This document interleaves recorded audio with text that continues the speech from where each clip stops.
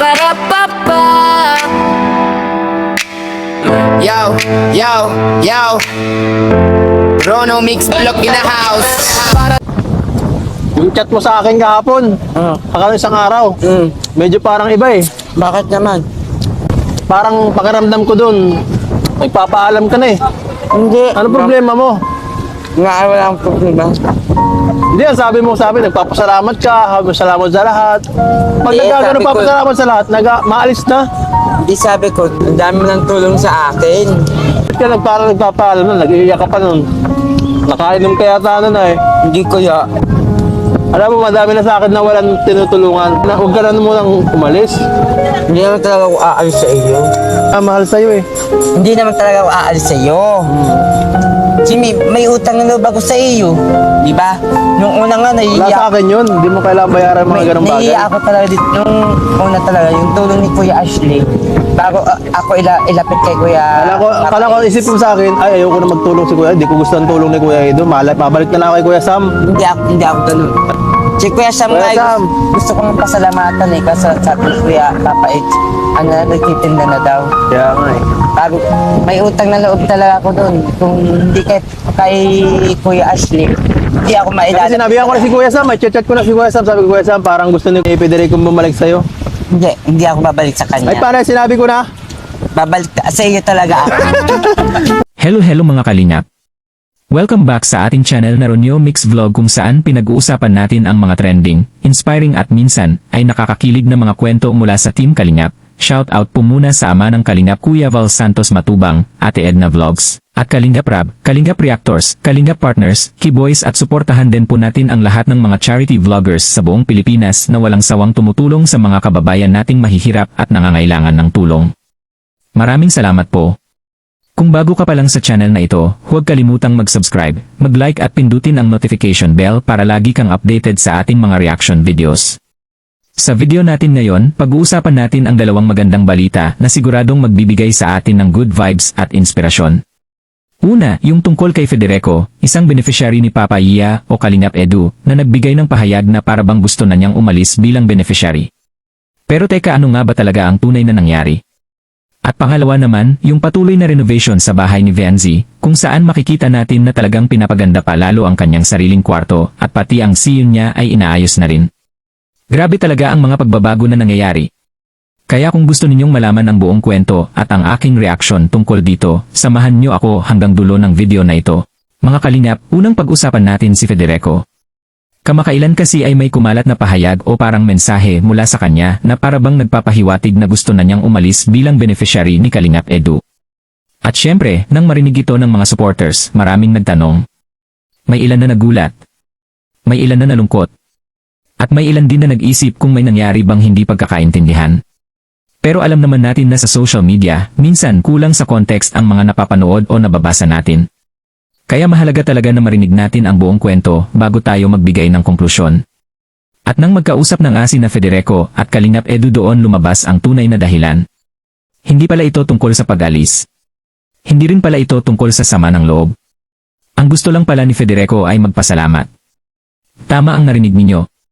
Gusto lamang niyang iparating kay Papa Edu kung gaano siya ka-grateful sa lahat ng tulong na natanggap niya. Ayon kay Federico, napakarami na raw ang naitulong sa kanya ni Kalingap Edu. Hindi lamang sa material na bagay, kundi pati na rin sa pagbibigay ng oportunidad at pag-asa sa buhay. At malinaw din niyang sinabi na, hindi ako alis bilang beneficiary ni Kalingap Edu. Napakaganda pakinggan ng ganitong klaseng pagpapahalaga. Sa totoo lang mga kalingap, nang marinig ko ito, natuwa ako. Kasi minsan ang mga ganitong sitwasyon ay madaling mabigyan ng maling interpretasyon. Pero sa huli, ang lumabas ay isang kwento ng pasasalamat at respeto. At ito ang isa sa mga dahilan kung bakit maraming tao ang patuloy na sumusuporta sa mga programa ng Team Kalingap. Dahil hindi lamang ito tungkol sa pagtulong. Ito rin ay tungkol sa pagbabago ng buhay ng mga tao. Ngayon naman, pumunta tayo sa isa pang magandang balita. Ito ay tungkol sa patuloy na renovation ng bahay ni Venzi. Kung mapapansin niyo sa mga updates, talagang hindi tumitigil ang pag-aayos ng kanilang bahay. At ngayon nga ay sariling kwarto naman ni Venzi ang pinapaganda. Ang mas nakakatuwa pa dito, si Kuya Val Santos Matubang mismo ang tumutulong sa pag-aayos. At hindi lang basta simpleng ayos. Talagang pinagaganda ito para maging komportable at maayos ang kanyang tirahan. Sino gamit ng CR na yan? Bigyan ko po. Kaso ano, hindi po nagagamit. Hindi, ayusin namin yan. Pwede ba yung pinto sa loob na lang? Ay, bahala po kayo. Mas maganda, no? Para din na siya malabas pag mag-CR siya. Kahit gabi, pag napapasiyar siya, yan lang sa, ito na sa labas. Ito na sa loob. Yun. Isasara na ito. Sarado na ito. Nandito sarado niyan para malaki yung CR niya. Pwede lagyan ng shower. Para maglaw Dito. gamitan niya. Pwede gawin siya. Sarado na ito. Yun. Tapos open na yan, tatanggal na yan. Open na to. Diyan lang, open yan. Okay lang yun? Okay lang po. Hindi na siya malabas dito pag mag-CR. Maganda po at ano, nasa loob na lang. Kasi may tao dito, paglabas, nakikita siya eh. Pag na ano po. Di ba? Pagka ganyan, sa loob ng CR niya, ito na ang pinto. Saan yung pinto dyan, Ron? Ito na? Yun, tamang-tama. Hindi, kung kukunin natin yun, dito na pinto niya. Ha? Dito na. Ayun, dyan ang pinto. Tapos yung gitna rito, ano ilalagay dyan? Yung dating ilaw niya. Yun ang dati. Yan po, yung sa gitna niya. Ano yun? Chandelier yan tawag doon? Yung yung ganun sa ano natin, flat na lang yan. Kasi pag chandelier po, pakispantin na kasi masyado. Yung gitna po. Yung dating ilaw dito na ginagamit niya. Yung nandun po. Yun na lang. Yung nasa gitna, yung sa pinakamalis na code. Oo. Tapos yung dito sa mga gilid, yung ano na lang. Gilid na lang ano. LED. Isa pa sa mga magandang balita ay ang tungkol sa CR ni Venzi. Matagal na raw itong hindi nagagamit dahil may problema. Pero ngayon, inaayos na ito. At ang mas maganda pa, magkakaroon na ng pinto mula sa loob ng kwarto niya papunta sa sire. Ibig sabihin, magiging mas private at mas convenient para sa kanya. Grabe no? Kung iisipin natin kung saan nagsimula ang lahat, talagang makikita natin ang napakalaking pagbabago.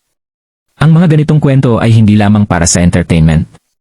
Ito rin ay paalala na sa mundong puno ng problema, mayroon pa ring mga tao na handang tumulong at magbigay ng pag-asa.